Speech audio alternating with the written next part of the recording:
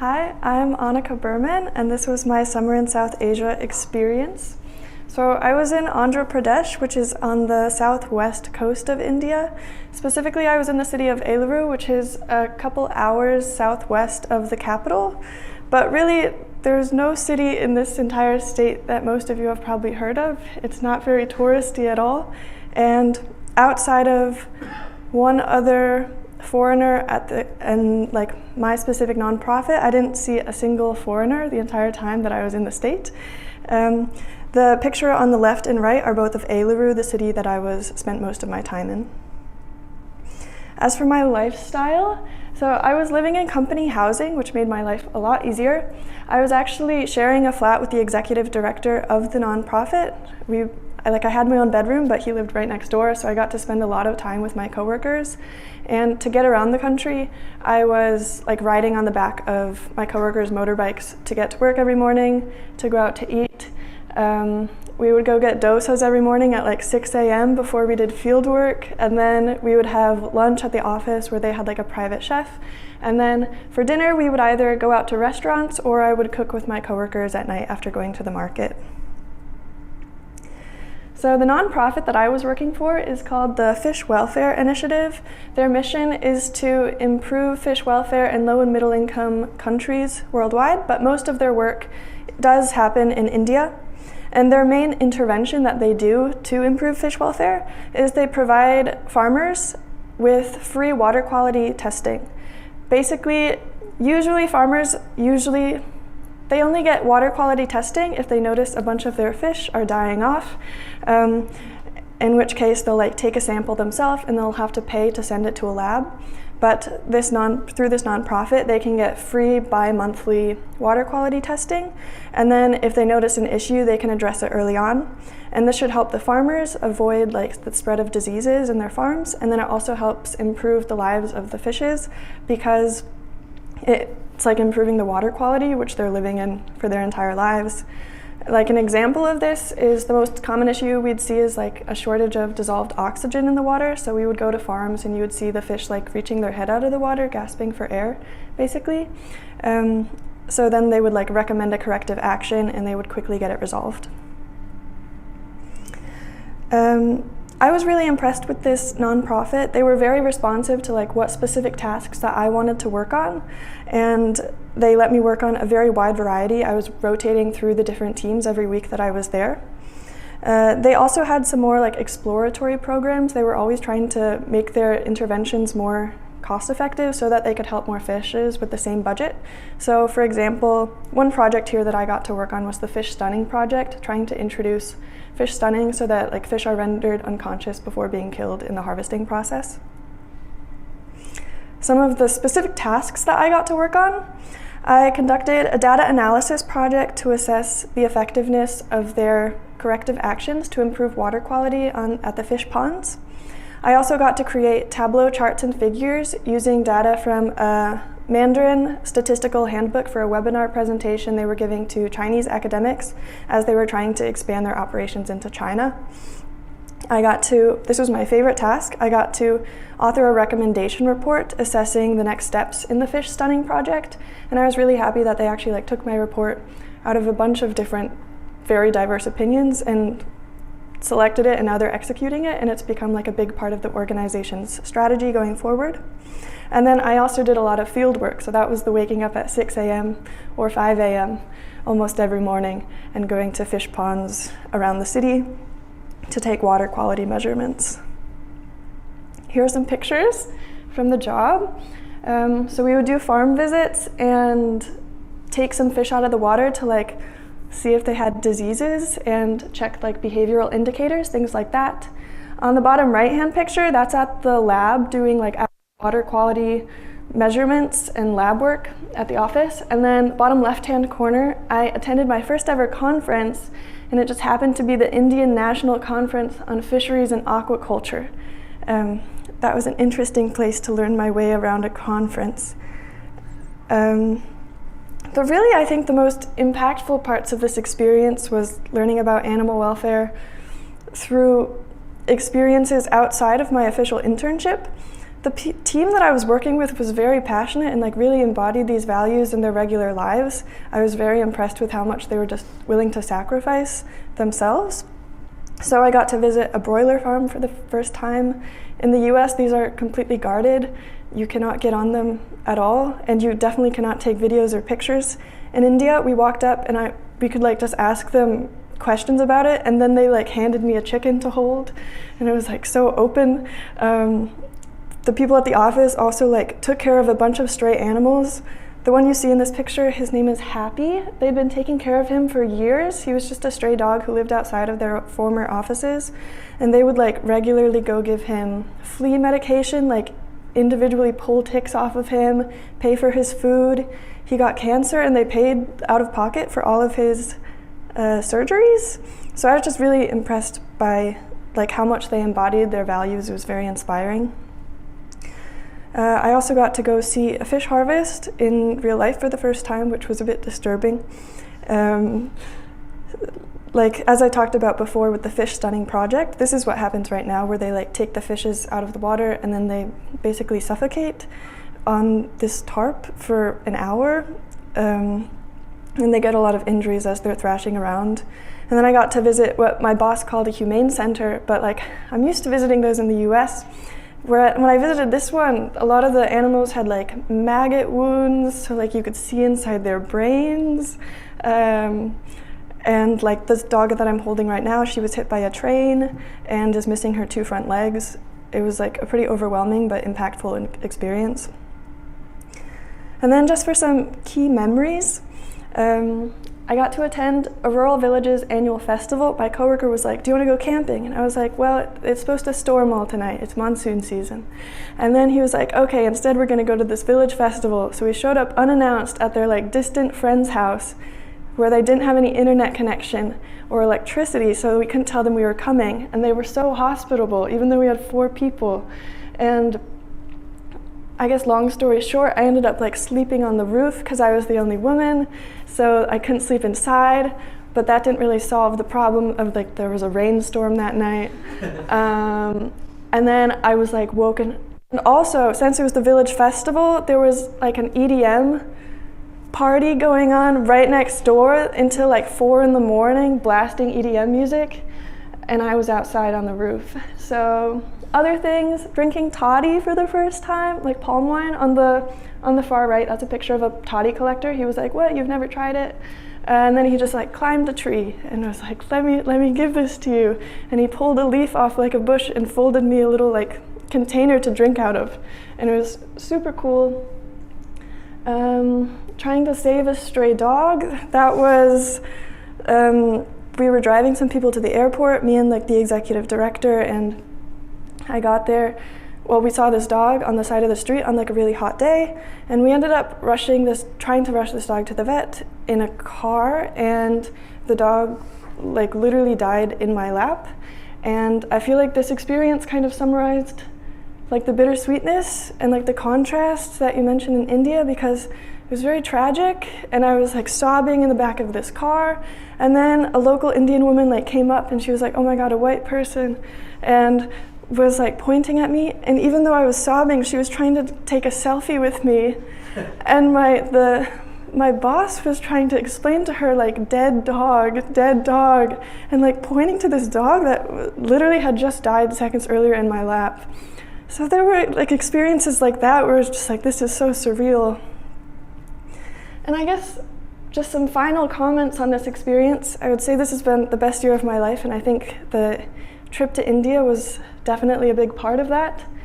I changed my career plans because of this. I enjoyed the internship so much that I'm now like thinking I want to start a nonprofit myself, and I feel like it gave me the confidence to think that I actually could do that.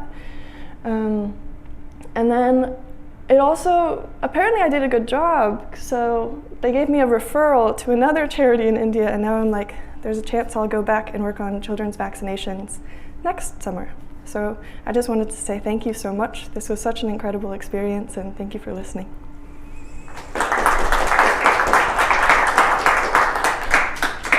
Hi everybody, my name is Lindsay Del Castillo. I am a senior at the Ford School of Public Policy, and my focus area is in social movements and grassroots advocacy. And yeah, I just want to start off by saying this was such a powerful experience, and I'm so grateful that I got this experience. It was really challenging at times. I got really sick and I was down for like a week and I got food poisoning twice. I struggled with like finding community, and especially because I was the only foreigner in Kolkata that I saw. But it was so powerful, and I'm going to tell you guys more about those experiences as I go.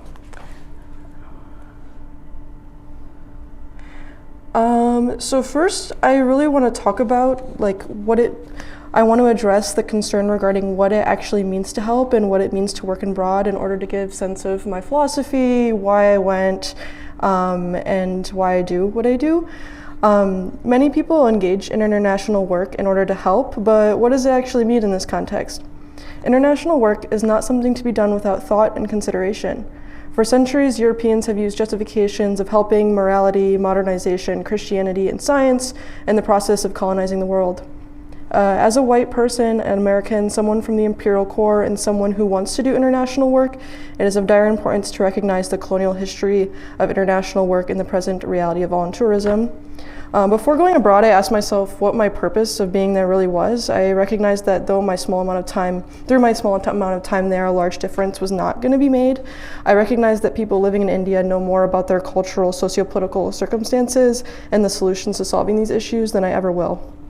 So I decided that my purpose was to learn, to give what I can and what is needed of me, and engage in a cultural exchange. This embodies my values of reciprocity and respect. Engaging in international work can reflect colonial patterns of oppression, but I believe that engaging in a global setting can be a reciprocal experience built on love, respect, and kinship. Engaging in genuine curiosity and dialogue that is rooted in a profound love for the world and people ruptures these hierarchies that exist and perceptions of power that are embedded within all of us. Every individual carries their own set of knowledge, ideas, abilities, and share these in an ethical way is really beautiful. So I worked with an organization called Salt Lake City Symposium, which is a youth-based organization that centers youth and community leadership. They work with youth from marginalized communities, and their motto is, "Only the wearer knows where the shoe pinches." The youth lead the organization and have power in what happens within it. They are encouraged to follow their passions while also being equipped with useful soft and hard skills. When I first arrived, my internship coordinator told me a story that emphasizes their philosophy around helping, and it goes something like this. Imagine that there are people stranded on an island in the middle of an ocean, and a boat comes along. The boat offers fish to people at the island, and then they get a call about another island, and this island is left with nothing. The other scenario is that the boat comes and teaches people how to fish and leaves them with fishing poles. This is the route that Symposium takes, which is an uncommon approach in the Indian NGO scene, which is focused on welfare. They also use a lot of art and performance ingrained into their work, which I really appreciate. They have multiple enterprises. For example, they have a material bank where women have the opportunity to work from home and create different clothing and jewelry pieces. This enterprise is led by one of the youth in Symposium. My work's focus was with On Track, an enterprise that is intertwined with the rest of those in Symposium. It teaches soft skills through different courses and activities. When I first arrived, I participated in a sustainable fashion show where the youth learned not only cinematography and fashion, but also how to lead and direct. The youth were in charge of creating fashion pieces and directing the show. They were the stage managers, the speakers, and the designers. I helped them with creating parts of their designs that needed extra labor. I provided a space where they could bounce off ideas, and I was a model for one of the youth Sujo. This is me and Sujo. Me and Asari, which was really cool. They got to design all that and put makeup, and it was really awesome. Yes, and then I also constructed a scholarship report of a scholarship that they have to help youth be able to do these programs. That was a bit challenging because I'm not used to doing graphic design. But my main job was teaching 3 different English classes. One was young kids 12 and below who knew very little English. One was for teenagers who had a grasp of the English language. Then I taught adults. They all came with their unique challenges. With the little kids, I struggled to work across the language barrier. With teenagers, I struggled balancing different abilities and needs. With adults, I struggled to fully engage them in the material. And I really want to talk about my teaching pedagogy because like, I don't know, I want to be a teacher, and that's like just making sure I like am very consistent in learning these things is very important to me. And it also is very intertwined with what I think it means to help. This pedagogy also became more developed throughout this experience and will help me within my teaching career. Not only is teaching inherently imbued with hierarchies and power imbalances, teaching English, a colonial language that has dominated as a language of the world, upholds these hierarchies. Language in India is a critical part of their cultures, which I found like there's over like 130 different languages, and they find so much pride in it, which, yes. The English language was once spoken by colonial masters, while at the same time it offers socio-political economic power in the current world. Recognizing these factors was important in my teaching methods, which emphasizes the need to diminish these hierarchies and create a space of dialogical learning, which is emphasized by one of my favorite philosophers, Paulo Freire. So a couple things. It involves accepting that one way of teaching is not going to work for all kids. That doesn't mean that one method is above another. Knowing that trust does not come easily and respect must be given to be received. Allowing everyone to have a space to speak and being patient with those who are not ready. Refusing to act as if I'm all-knowing, and with that creating a classroom of collective learning. I very much like to be physically part of the circle that I'm teaching, so then I don't feel like a hierarchical figure, like they can come to me and they feel safe to talk and speak, and yeah. And I use non-traditional teaching methods, and I really tried to connect the lessons to their lived experiences. And with the older groups, I asked them at the beginning of class what they really wanted to learn, and they all wanted to learn topics about the United States. Asking me to paint this picture of the US as a whole seemed really strange to me. Like, how could I ever know every facet of the US? So I use it as a lesson to talk with them about how culture is not homogenous. I could teach them what I know, but not to take that as the whole story. Throughout the class, I asked them to tell their stories as well. Okay, and I'm gonna tell you guys like a little bit about some of the lessons that I did and like my experiences with each class. The first group I worked with was kids younger than 12 that had little to no English knowledge. This group was hardest for me due to the fact that I started from ground zero and have no knowledge of Bengali to directly translate. I made use of acting, drawing, and games to help engage the children and help them learn. One lesson that I did involved teaching them basic nouns and verbs to help them describe their neighborhood, community, and directions. I did this through showing them images and giving them an example of my own to understand. I had them repeat after me to ingrain information. Then I had them draw a map of their neighborhood and then explain in simple terms like what they were like, look at what we were looking at. And a lot of them felt really uncomfortable with talking, or they weren't feeling confident, so I asked them probing questions such as like, what is this place? Or how do you get from your house to school, just so they can point it out for me and we could talk through it together. Other activities I did was like playing Simon Says. One more minute. Oh, okay. It went much faster when I practiced. But yeah, and then with the second group, I worked with, this was my favorite group. Don't tell the others I said that. They were they were so much fun, and they constantly were so engaged and excited to come to class. They really enjoyed our one activity where we created restaurant menus. And then we role played as the staff and the customers, and I was part of that. And then I also asked them to bring like different objects in their life or stories to like tell stories about their life, and we could learn from each other. And this wasn't something that they were used to being asked, so I just think that made them feel really safe, and like I actually cared about them, and which I do so much, and I miss them. And yes, and then I also worked with adults, which was really difficult. I think it was harder to like gain respect and also engage them and like try to like make the material more engaging for an older audience. And then I can't go through everything, but we did an English class outing where they got to teach me in English about their city, which was super cool, and they loved it. And then I also just loved Indian food, and here there's some momos, chicken kosha that Prayasa made me, fuchka, Nepali food, and then I also got to go to Darjeeling, which was super cool, and the weather was perfect. India's a little bit hot for me, so Darjeeling was really nice, but yeah. Thank you.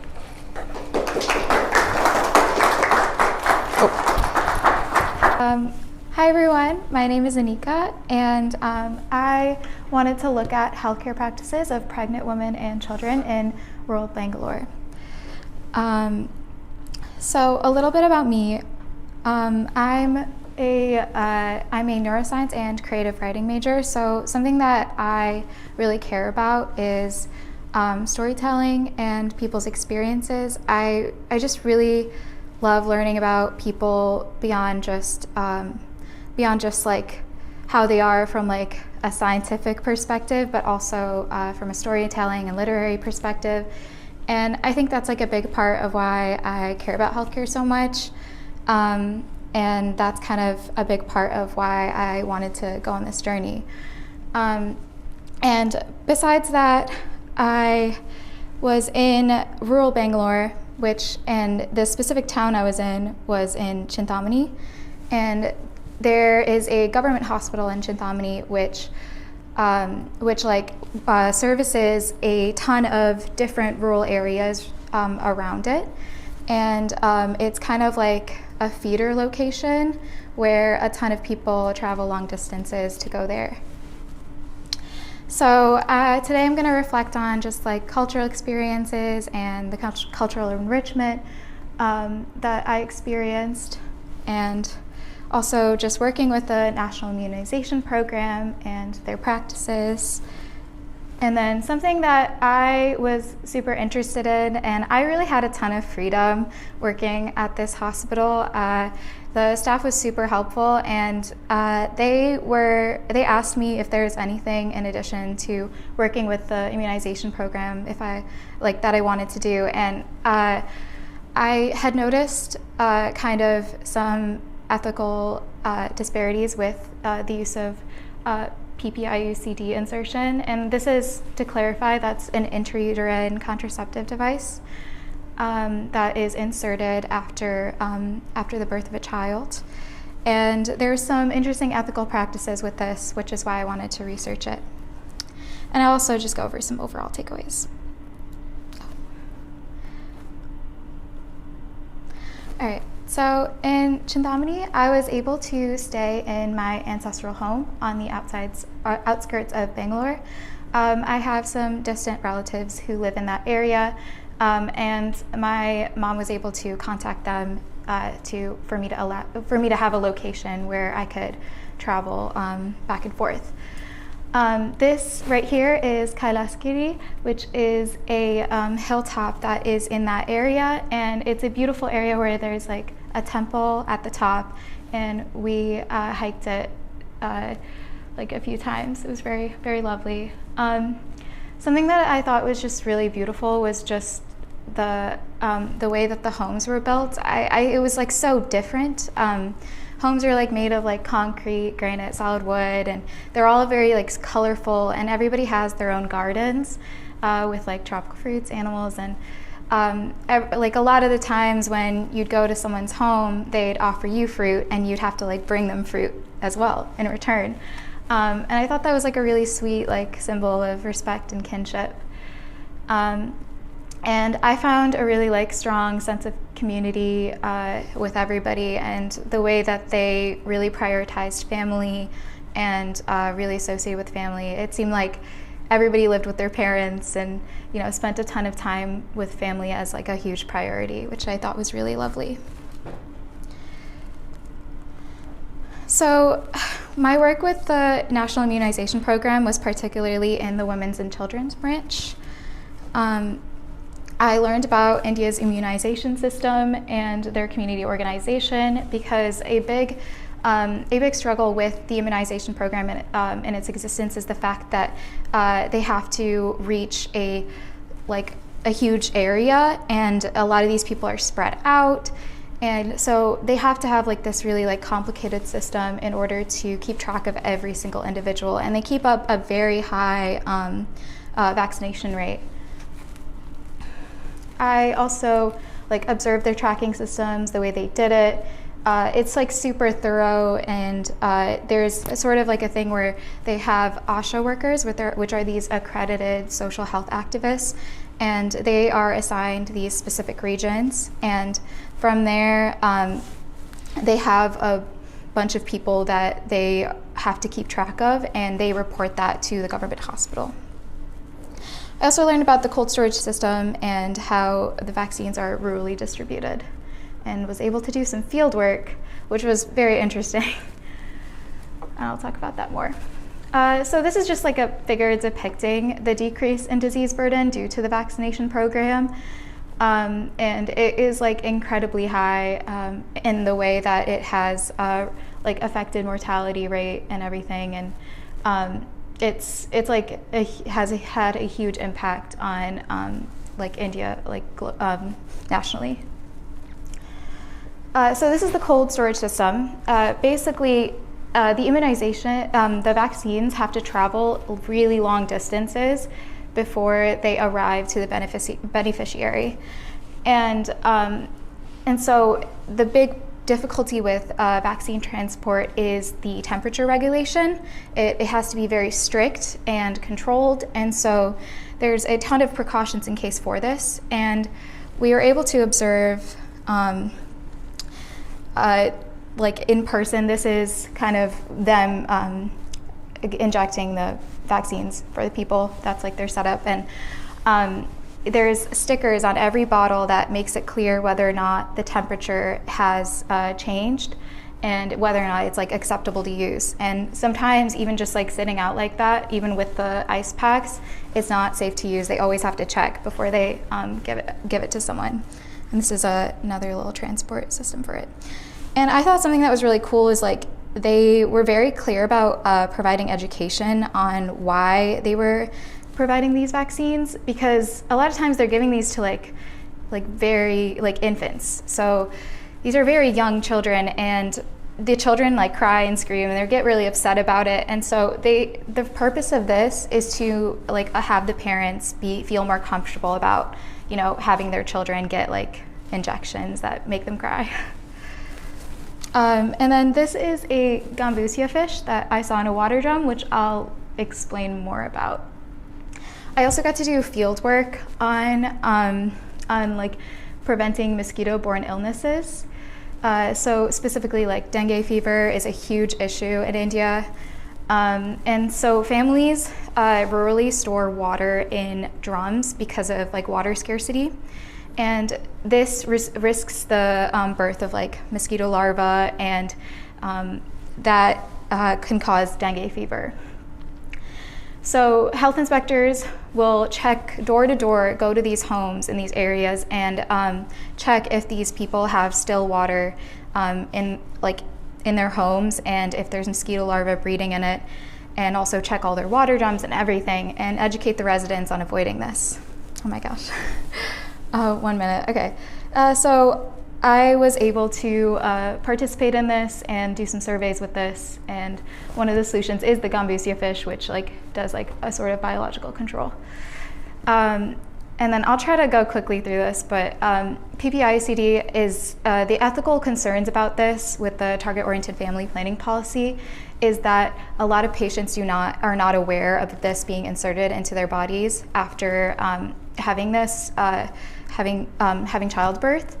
And so I was kind of concerned about like why, like what is going on, and why are people not using different contraceptive options? Why is this the thing that they're given? And it seems like it's like educational and societal pressure which affects the use of these contraceptive options. I was able to create an interview questionnaire where I interviewed about 20 patients and determined that that it was like statistically significant that it was their education which affected their knowledge about contraceptive options. And many women, I said some, but many women later removed the devices right after, which means it's an unnecessary procedure which can cause additional complications. This is just a figure kind of depicting like the advantages, disadvantages of like of the PPICDs and how much people know about them. And then this was like, why did people request the removal of it? And like many people requested the removal at the hospital that I was at. This is just from a paper, but the reasoning was usually because they didn't really know it was in them or like why they had it, and they wanted to choose a different contraceptive option. All right. I feel like I talked about the purpose, but anyways, I overall just like I did a ton of stuff, and I was really just grateful for all the experiences I had there. It was really cool to get to learn about so much about the healthcare system, and also just be like a participant in the culture and learn about Ayurvedic practices and everything. And yeah, it was an amazing trip. Yeah, thank you.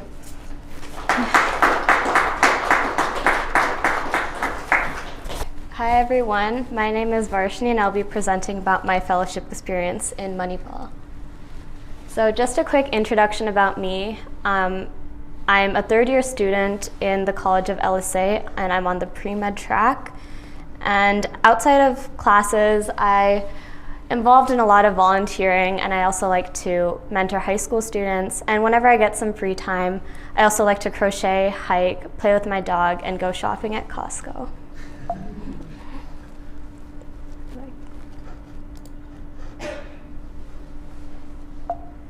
I don't know how to go next. I think the mouse is, oh, it's here. No, it's right here. Okay, maybe we can use these. Okay, thank you. Okay, so just a quick timeline of my trip. I left Ann Arbor on May 11th, and then from May 12th to May 17th, I was in Bangalore. May 17th, I took a bus to Manipal from Bangalore, and can I just say that was one of the most stressful experiences of my life. From May 18th to June 14th, I stayed in Manipal for my fellowship.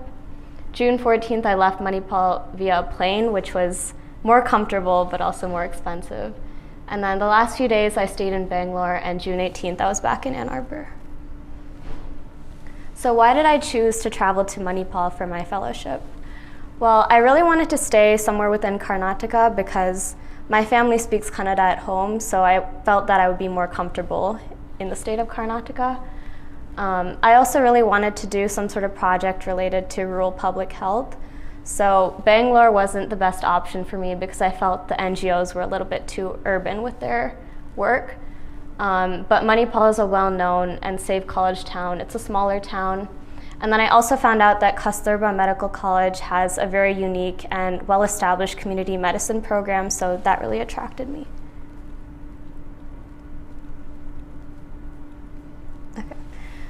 For my first 5 days in Bangalore, it was mainly just spending time with family. That's where my family is originally from in India. And then I did also like a lot of eating and shopping.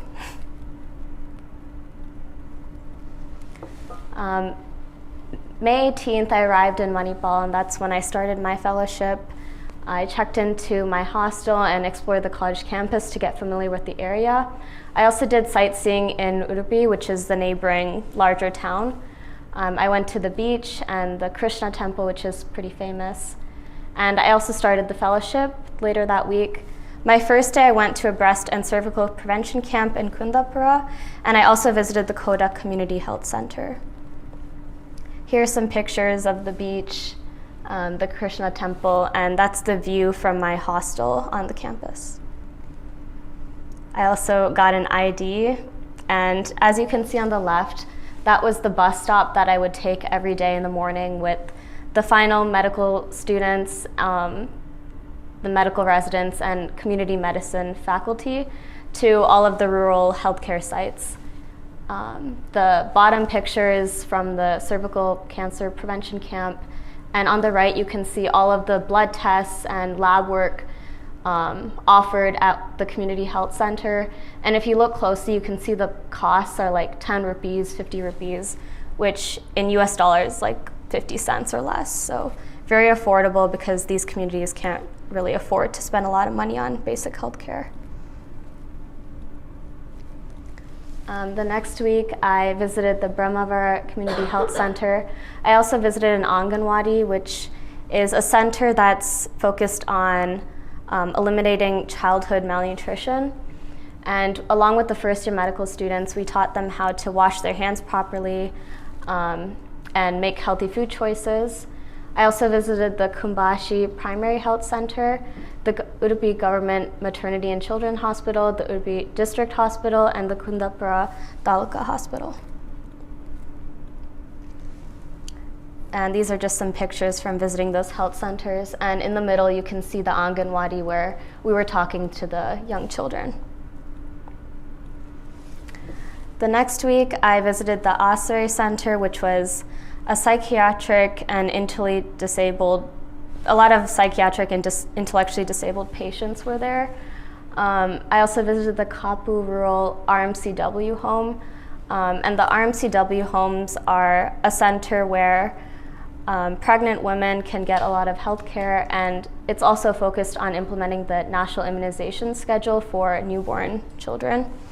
I also visited the Malpe Primary Health Center, the Anganwadi there, and the RMCW home there, and the Karapadi RMCW home.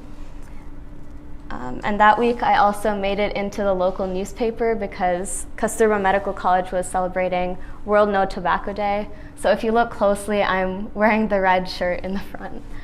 And then these are just some pictures again from the RMCW home, the Malpe Primary Health Center, and then our quick trip to the beach after our work that day.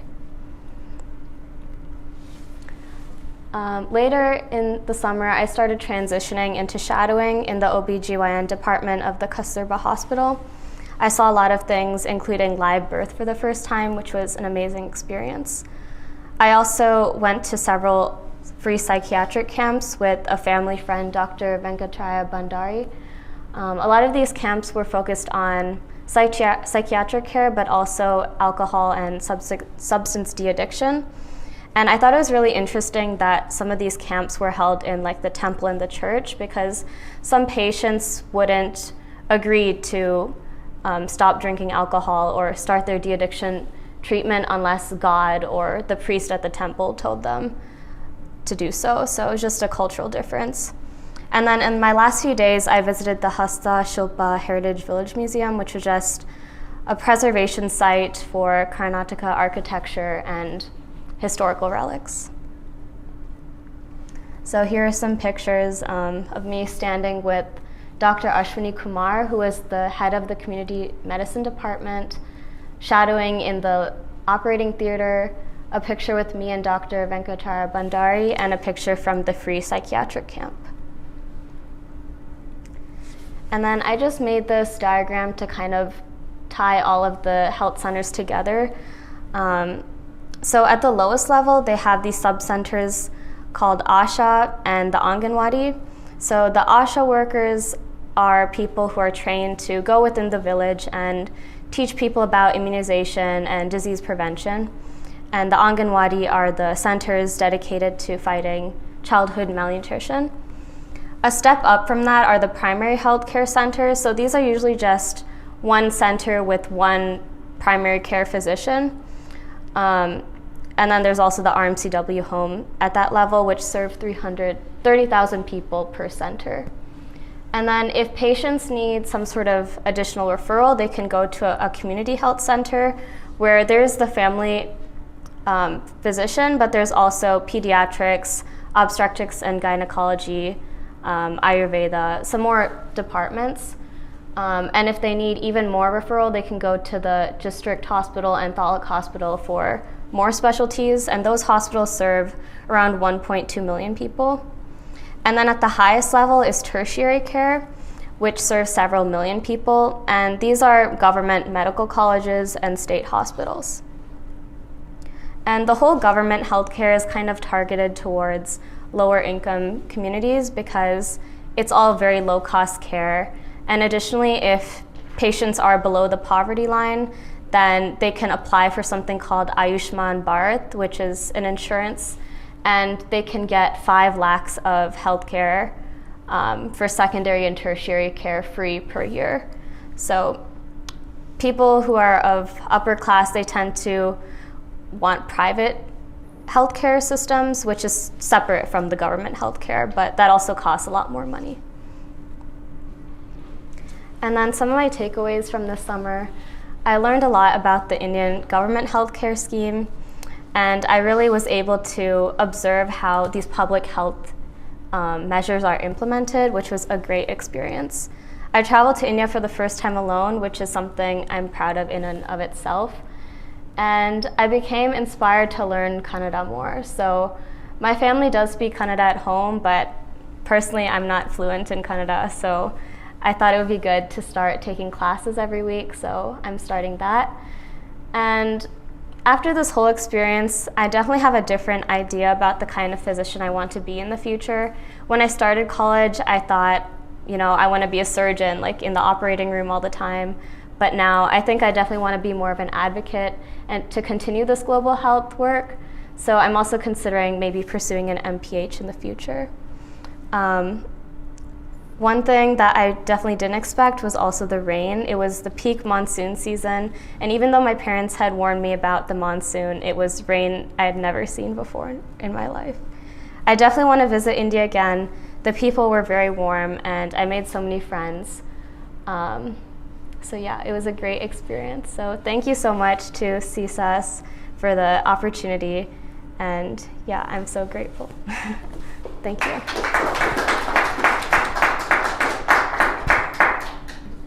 Hey guys, so my name's Anya Mason, and this is my summer in South Asia fellowship presentation with the NGO, the Swami Vivekananda Youth Movement. So yeah. Oh, okay, so just a little bit about me. So I'm a first generation Bangladeshi American.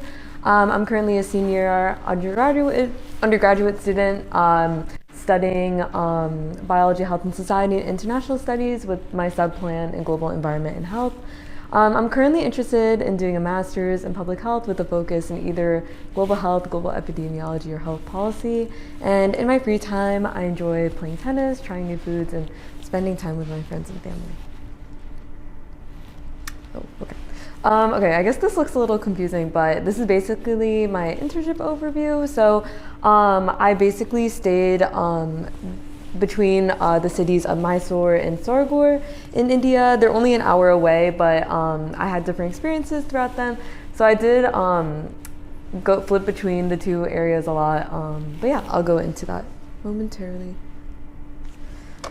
So yeah, my initial travel, I left Michigan and I flew into Bangalore, and then I had to drive like 4 hours to the city of Mysore from Bangalore. So yeah. So there's a lot. Okay, so my week one. So yeah, I arrived in Mysore. I spent the initial days in Mysore learning about SBYM, a little bit about the NGO. It's a pretty big nonprofit organization based in the state of Karnataka. They work along with many sectors like education, economic, social. But I worked within the health sector primarily. This was like through my experiences in their main office in Mysore, I learned a lot about like the Indian healthcare system. I read a book that they recommended me that compared a lot between like India's healthcare system and the United States, so that was really cool. And then in Mysore, they have like a palliative care center, so I went on a lot of home visits with like a lot of the staff members there, so that was really cool to see. And then during this week, I traveled to Sargor, and they have their main rural hospital there called the Vivekananda Memorial Hospital, and they also have like a school there for students, the Viveka School of Excellence. And then I read through like they have like a yearly booklet, so I read through that to learn more about their current initiatives that they have. And then I attended, so when I came, it was like the beginning of May, so they had a lot of monthly review meetings.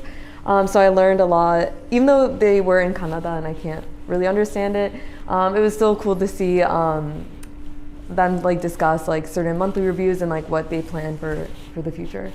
Yeah, so just some insights. Yeah, basically I learned a lot about like the NGO itself and the healthcare system.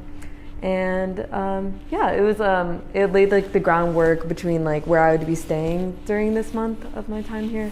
And yeah. And then my second week, so this is when I really went on like a lot of hands-on field work. So I just went on various community health initiatives in the area. So for instance, yeah, and they work a lot with tribal communities. So I did a lot of like, or I went along with like their general health camp, like their eye camp. They have a teleclinic and TB, like a lot of field visits. And then they also have like this project that they're working on called Healthy. And they like collected biosamples for that, so I also went along with that. So I learned, yeah, so basically this week I learned a lot about like how they deliver healthcare in like these remote settings. We had to be in the car for so long, or like they had vans, I guess in that image, and we had to drive around like the entire day because everyone lived so far apart from each other, but it was a really cool experience. And then also like through the teleclinic, I learned a lot about how like the intersection between like rural medicine and telehealth, which was really cool seeing them like use that. And yeah, I learned a lot about like, rural health delivery. And then some of these images, I think this one is where we had like a rural, or the general health camp. It was at a library in the area, so that was really cool. And then my third week, so I actually did a lot of like, it was like the same thing again, but a lot more different experiences, like the mobile health unit. That's basically where they have like a lot of health equipment in the area, and they go to the same places like once a week, and they just bring the van there, and a lot of patients like come and they see like the health, we usually have like a doctor and like 2 nurses with us usually, and then they just see a lot of patients in the area, so that was really cool. And then I also went back to Mysore for a bit and did some sightseeing. So I saw they have like a big palace called the Mysore Palace, and then a big temple called out on Chamudi Hill, so that was really cool. And yeah, I did like they had like a statistical software session, so I attended that. And V-Lead was the hostel I stayed at. In both locations, I stayed at the hostel owned by the NGO, so that was really cool. And yeah, so this week I learned a lot about like their mobile health efforts, and I learned, and during my week or my time in Mysore going through like sightseeing and stuff, I learned a lot about like the cultural perspective, and and then I ended up going back to Sargur to do a little more health initiatives with like the rural medicine that they work with. And then my final week in India, they like hosted, or back in Sargur, they hosted a lot of MPH students from the JSS Medical College. So I went on a 2-day program with them where we just went around the area and like learned a lot about SBYM's like other things that aren't really related to health. So that was really cool. They have like a tribal center for learning where they teach a lot of like the tribal people certain skills. I think they taught them like sewing and stuff like that, so it was really cool to see.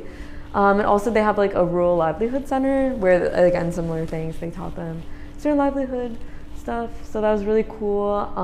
And yeah, I kind of just continued like observing a lot of their health initiatives, and yeah, I guess this week helped me learn a lot about like their other sectors that SBYM works with. So it was really cool to see like the broad picture and like the different areas that they work with. So yeah. I guess one of my main projects I worked on during my time in India was like they gave me a big Excel file of like their mobile health unit data that they gathered in between 2023 and 2024. 2024 and 2025. So then I just did a little bit of an analysis. So I'll just show like a few of the like analyses I covered, or I found, but it was like, I think 13,000 patients data, so it was really cool, and just see like how they would use this data for like their future years. So one of the ones I found was age. Primarily like the mobile health unit of SUIM served younger people, so their median age was 23, their mean was 27, so it's primarily younger.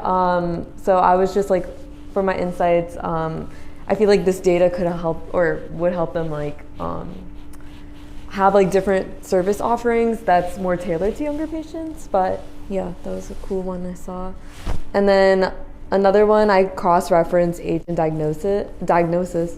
So basically between like chronic and acute diagnoses. And basically what I found is that acute diagnosis is more common for younger individuals, whereas chronic is more common for older individuals. So that was a cool thing I found.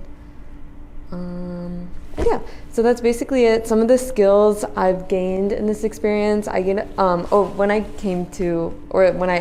talked to SBYM initially before coming, I told them I was really interested in like data analytics and obviously like rural public health.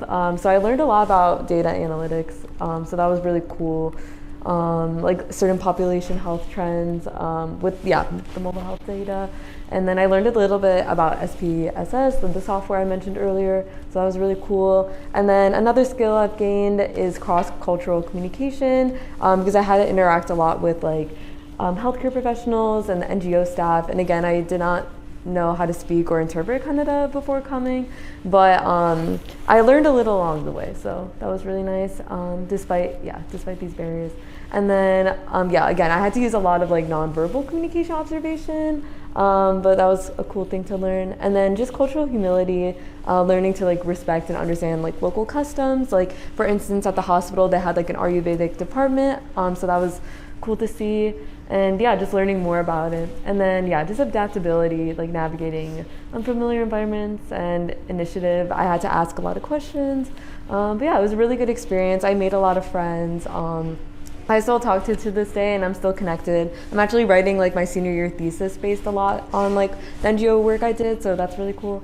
And I'm really grateful for this experience, and I learned a lot. So thank you.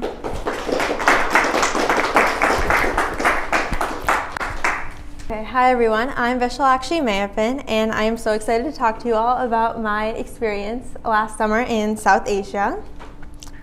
I'm a sophomore studying data science in LSA, and this summer I interned at Symposium Solutions in Bangalore, India, and I enjoy watching TV shows and playing board games, and I speak Tamil at home, so I live in Novi, and I volunteer at a Tamil language school teaching like elementary school students. And that's something that I really enjoy, and I would also love to learn more Indian languages. I've tried learning Hindi, but I can say I have a lot of work left. I find it really hard, but I would love to learn. And so a little bit more about my internship. Symposium Solutions is an IT and consulting company that has like many locations around the world. Specifically, the branch that I was interning at is headquartered in Bangalore, Karnataka, and they work with information security and tech development for startups.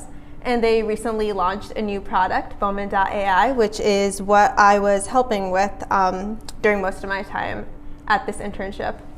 And then also, if you can see on that map, the more like north, like blue circle is where Bangalore is, and that's where my internship was. And then I also spent some time in Karikudi, Tamil Nadu, which is where both my parents are from, and I just spent some time with family there, which was also really fun. So like a traditional like quick day in my life, I would use like Ubers to commute to and from the office, and the Uber app was something I found really helpful because I do not know Kannada at all, and it was just a little bit difficult to communicate with the like auto drivers, because most of them would like default to Kannada because that's like the language they speak there. So the app was extremely helpful. But also something else that I noticed was that it was like a very like digital country, like because I didn't have the phone pay app, and I was like trying to pay these auto drivers, but they had like no physical money and like no change. So that was a little bit complicated sometimes. And also the traffic on the roads was really crazy, like 25 kilometers, which is like basically 15 miles would take like 2 hours. So you really had to like account for that time too. And then at the office, my team was amazing to work with. They were very nice, and they would like order like snacks or like small like desserts. So they did that on the last day of my internship, which was very sweet of them. And then we would also eat like lunch together every day. So something most people there for lunch, you would either like bring lunch from home and share with like something that was different I noticed was everyone would like bring lunch from home, and then like everyone would spread the food out like in the canteen during like lunchtime, and then like you would all try a little bit of like what everyone brought. And I thought that was really nice. Like everyone would like share what they brought from home, what they and you would just like all eat together. And then also something else you could do for lunch was the Symposium Solutions company is affiliated directly with the Art of Living Ashram, which has a location in Bangalore. So the ashram would make food for the like visitors at the ashram, and like they had like a bunch of students studying there who would stay there too. So that food would get transported from the ashram to the company. So that was also a really nice option. And like kind of like you can see in that picture, they had like chapati, dal, rice, and vegetables and all that. So that was a really nice option. And then also every Thursday they would have like a puja like at the office, and that was like something that was really different to me. But I think it was like because they were connected to the ashram. So I really thought it was really nice how they had like that 20 to 30 like built-in like break for their employees to like relax, and like many of them would like meditate and like things like that. So that was really nice. And then also on the weekends, I was able to travel around Bangalore, sightsee, watch like movies and things like that. So about my internship project, each week I was there, I worked on kind of like a different department. So I focused on like information security, the production, and a little bit of marketing as well. So like I said before, they recently launched a product called Bowman.ai, which is basically, it's like a platform that integrates like security testing into the software development lifecycle. So basically tests like applications and like checks for vulnerabilities while the program is still running. And it's like a methodology that like tests from the beginning of the software lifecycle all the way to the end, breaking down like processes into like different teams.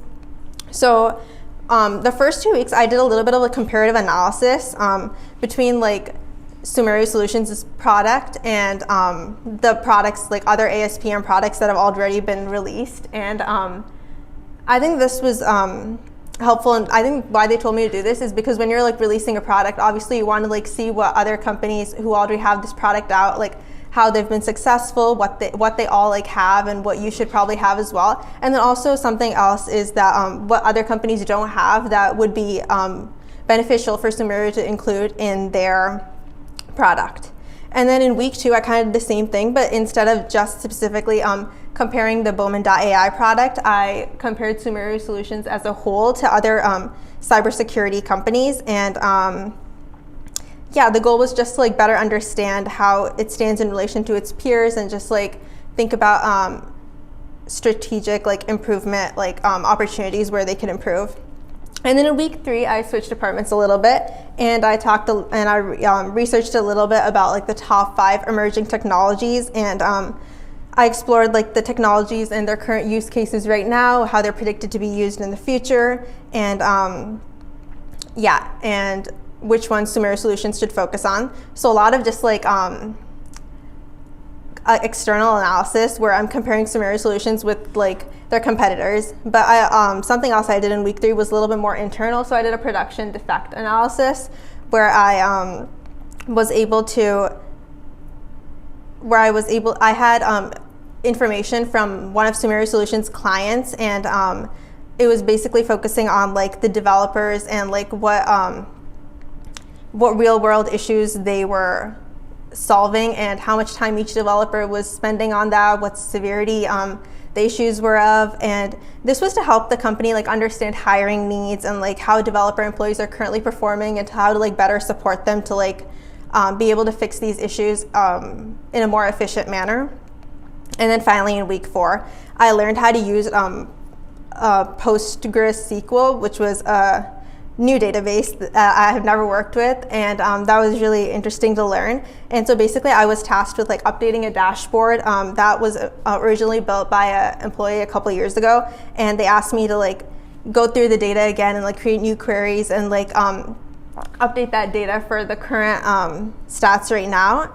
And those insights were really valuable to look at because it could track like user engagement, identify what's popular now, and it wasn't always the same as like what was popular maybe 5 years ago. And I hope the team was able to make like data-driven decisions about like how to further like improve the app based on what I found. So just like quickly going over like how each project kind of was like generally.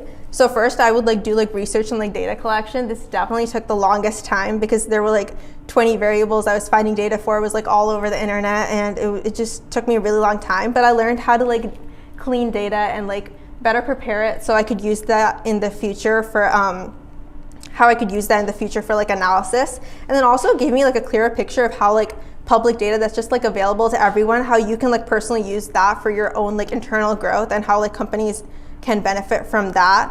And then after that, this second step was like analyzing and creating like graphs using like Jupyter Notebook, Excel, just like different things like that. And the final step would be to create the presentation just to like showcase like overall findings and like suggestions. And these are just like some of the graphs that I created without like releasing the company's like private data. And then just like some pictures. So I was really excited about sightseeing in Bangalore because I have not spent a lot of time there before. And these are just some of the places that I went. I was able to like hike on like some local mountains. I went to Rangoli Gardens, which had like a place called Model Village. I thought that was really, really unique because it basically recreates like rural Karnataka life through like realistic sculptures. There were like real life sized houses, and it was just like a really interesting experience. And there was like displays of like traditional like village life, which I've obviously never seen before, so that was really nice. And then I went to the Art of Living ashram that is connected to like the company, and they actually said the tour in Hindi, which I also don't understand, but the bus driver was extremely sweet. He's in that picture right there in like the middle, so he gave me like a personalized tour in English, and he gave me like the front seat next to him, so that made the experience like even more special. And then I did like some traditional sightseeing, like Mysore Palace, Nandi Hills, all that. And then something that was like really unique was I actually went to like one of the departmental stores, and I was just like walking by like the racks of clothes, and I actually saw like University of Michigan merch there, and I was really surprised because I looked around and there was like no other college merch, like no other US anything, and there was just like randomly this like sweatpants, and I was like, wow, that's really cool. So there's a picture of that as well. And then also, so I did spend 1.5 weeks in Karaikuri, Tamil Nadu with my grandparents and my cousins, and that was really fun. So these are just some pictures from that. And And then also these are some of the foods that I tried. I was able to try sugarcane juice. I saw them like making it live, which was really unique. And then like the traditional food on like banana leaves, a lot of street food, tender coconut, things like that. And so basically, I learned a lot from this internship, and when leaving my internship and like the house I stayed at for like the whole month, it was like really bittersweet because I was excited to go home, but also I was like already missing India and I hadn't even like left yet. So when I thought about why, I realized it was like because this trip was like so much more different than like all my other international trips so far. Like I've never had this much independence, like just taking like an Uber by myself or like going on solo trips. Those are things that I've like never done before, and those are some of the experiences that I probably like appreciated the most as well. So overall, I really enjoyed being able to do this internship, and I'd like to thank the Center for South Asian Studies and our donor so much for giving me the opportunity to have this wonderful experience. Thank you.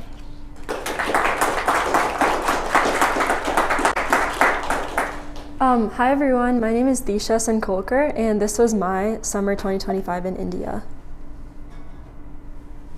So a little bit about me is I'm a third-year student. I'm majoring in public health sciences while minoring in business on the pre-med track. And a fun fact is that I can speak 4 languages, 2 of which were super helpful in India, Hindi and Marathi.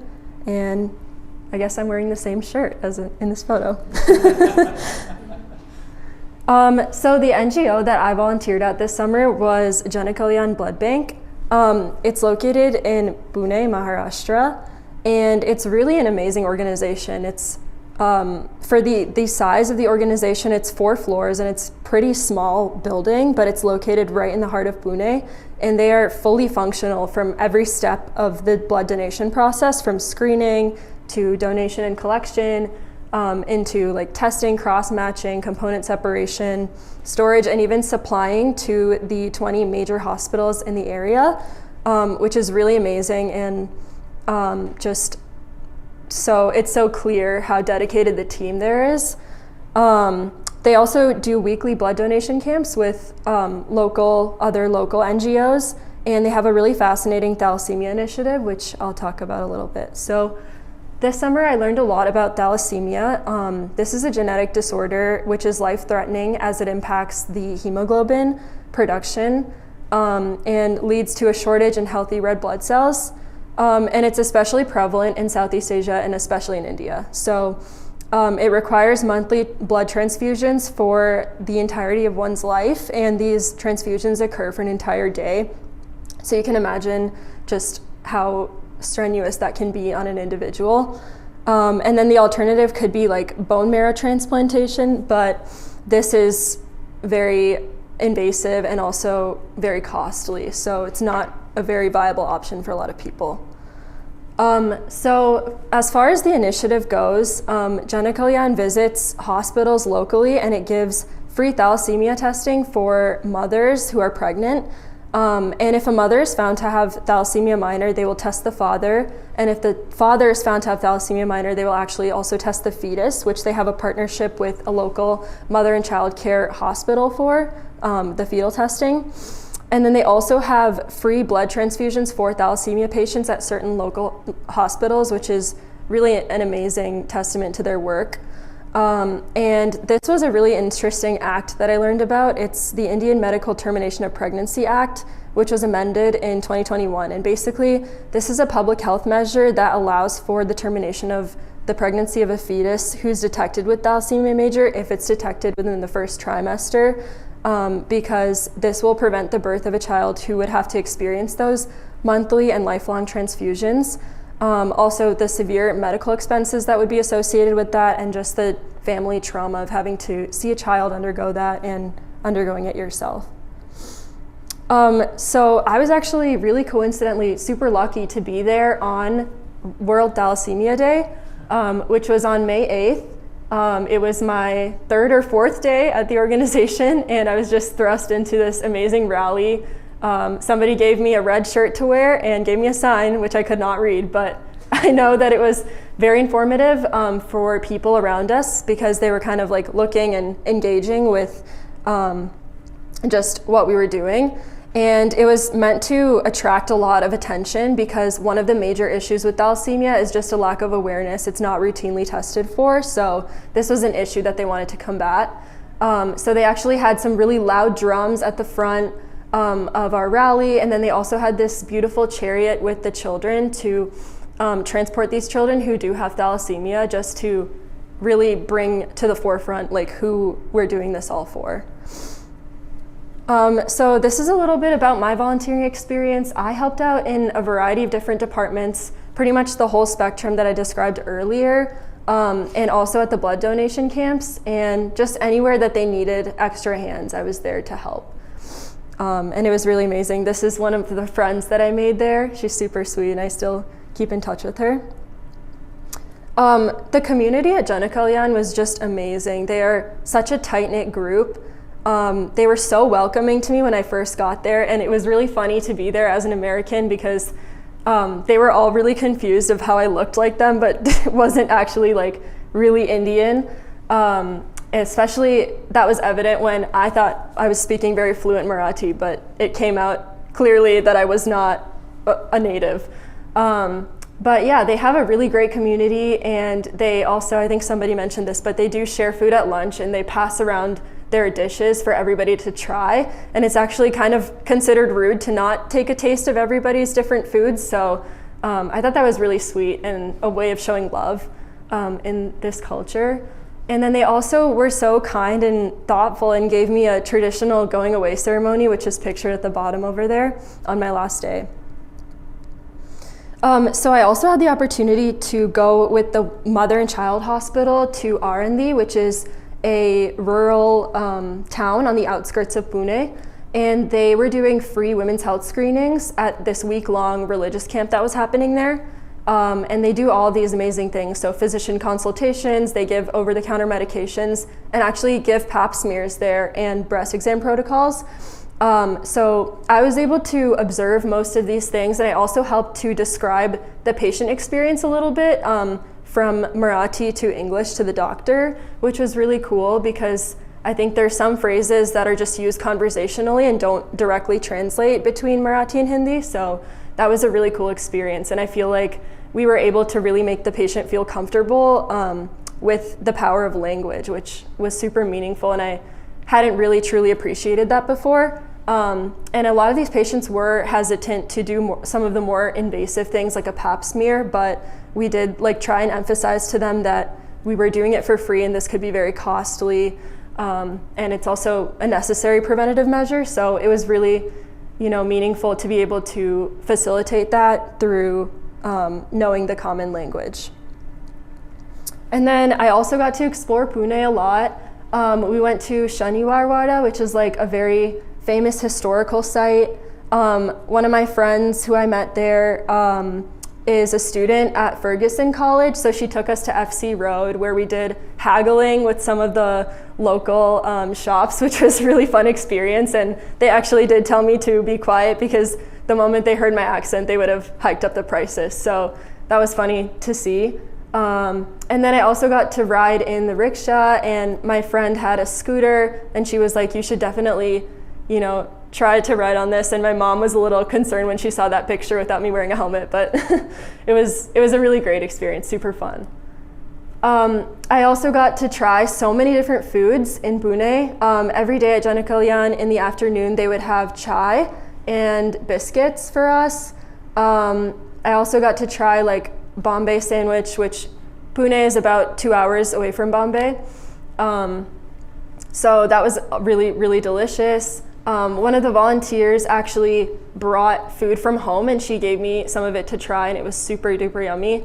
And then every day I would pretty much go and get some coconut water on the street corner to drink, and it was just, I wish I could have brought it back with me because it was just so good. And they also had some really fun local fruits at this time of year, which was really great as well. I got to take a quick trip to Goa to visit my dad's side of the family as well. So that's my great aunt who I hadn't seen in about 7 years. And then that's my uncle. We got to visit our family temple in Goa as well, and then try some really delicious traditional Goan foods, which was really yummy. That's actually a fish wrapped in a banana leaf. It was really delicious. So some of my major takeaways, I was just taken aback by just the breadth of public service in India, especially in Pune where I was able to visit. I also learned so much by listening to other people and hearing more about like their stories and their backgrounds, and people who are especially like my age, just seeing how different people's experiences were based on the circumstances they were born into and so many other things. I also, like I touched on earlier, just really found an appreciation for knowing the language and being able to talk to other people and being open-minded towards their culture, and also them being open-minded towards me, given that they recognize me as one of their own almost immediately. There was also just this really strong sense of community and a norm to treat everybody like they're your own family, which I thought was super special and something that definitely resonated with me and made me feel super welcome, even though I was so far away from home. So yeah, I just wanted to say thank you. Thank you so much to our donor for your generosity. This was such an amazing opportunity for me, and I learned so much. And yeah, I'm really excited to go back someday and visit everybody that I met there as well. So yeah, thank you. Okay, hi everyone. So this is my India 2025 trip.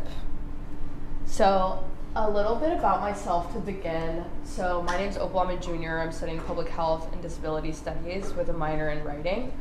And this is an article that I wrote before I came to college about premature hysterectomies in India that are the result of some pretty harmful menstrual taboos. And this article was terrible. Like, it was frankly very bad, and it really ignored a lot of the complexities that come with menstrual hygiene and menstrual health in India. And it was my first ever article that I ever wrote, so I'm giving myself some grace. But the reason that I wanted to go on this trip to begin with was because after learning about how broad and how complex these different problems can be socially and emotionally, I wanted to meet these women that I wrote about and kind of understand their situation a little bit more personally. So that's why I decided to go on this trip. I like to call this slide the series of unfortunate events, just because of how wrong my trip went from the very beginning. So firstly, my visa was rejected 3 times, which was funny. And I got my visa 3 days before my flight departed from Washington State to go to stop in France, but then land in Maharashtra at the Mumbai airport. But I drew this squiggly line because my flight had an emergency landing, which was ridiculous. So it took me over 3 days to actually get to India. So after the emergency landing, the car broke down, was stranded somewhere for about 5 hours, but I made it there, which is the moral of the story. And I partnered with this organization called Maher, which is kind of like it's a network of different homes and houses throughout Maharashtra and Kerala as well. And they provide shelter, food, housing, clothes, everything, education to people who need it, and completely free of cost. So I was in a very rural area. This is the view from my bedroom window. And as you can see, it was like nothing but farmland. And I didn't really have access to stable like electricity and then stable clean water. And the village was so old that when it would rain, they would cut the power. And I went during the monsoon season, so that was lucky again. But yeah, so this is kind of where I was living. There were livestock. It was like very farm to table in the sense that a lot of the house mothers and children that I would work with would grow the food that we would eat. And I thought that was like so brilliant and fantastic. I don't think I'd ever eaten cleaner in my entire life, which I thought was funny.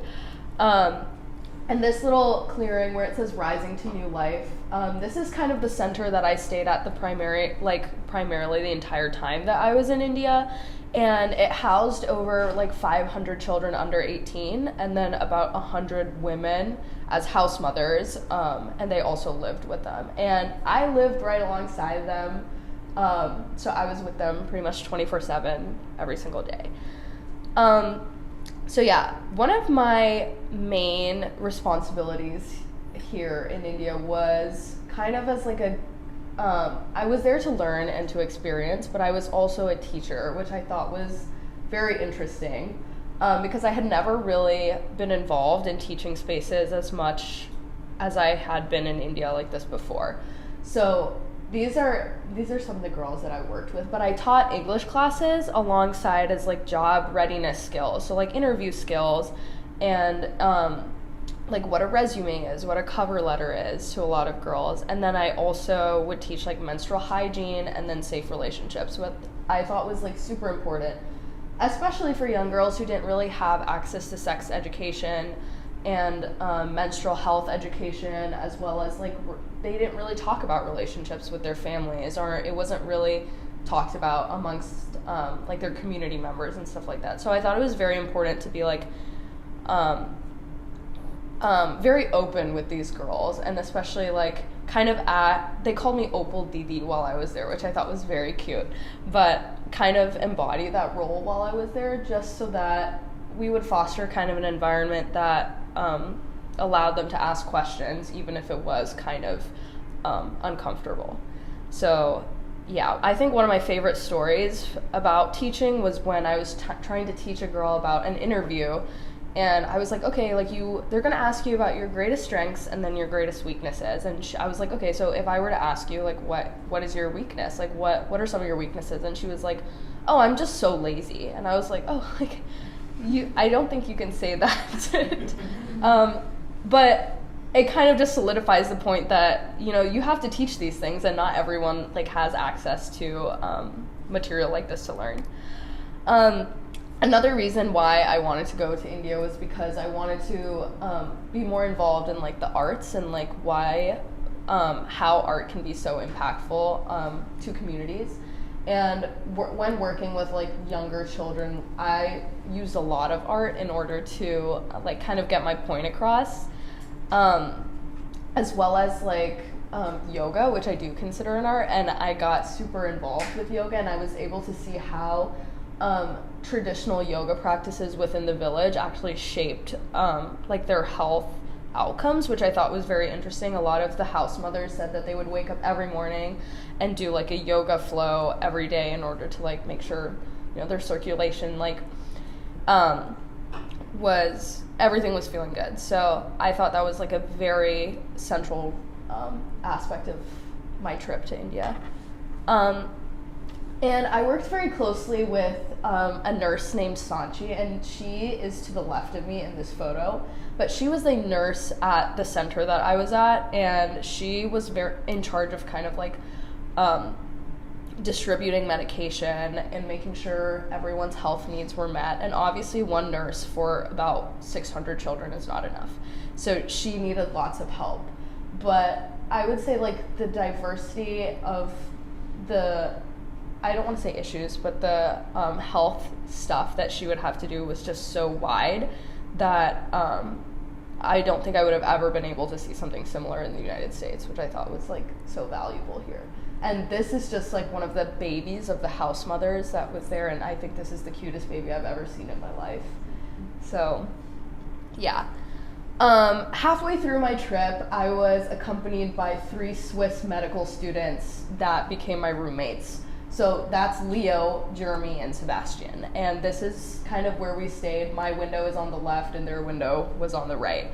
And they were very fun. We were the same age, but I think them being at the same center as me kind of unlocked a lot of inequalities and stuff, and it kind of brought things up to the surface that I had never had to deal with in the United States before. And it kind of exposed a lot of systemic issues regarding sex and race that I had never encountered before.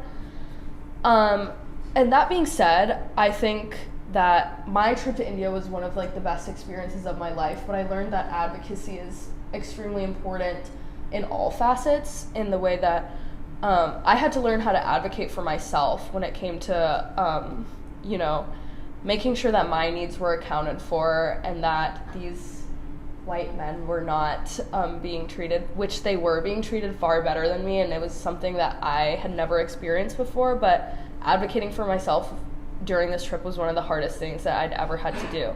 So I think learning that was very central to my journey on this trip, but also in order to advocate for others, I kind of learned that I had to advocate for myself. And yeah, so that was kind of my central key takeaway. So yeah, thank you.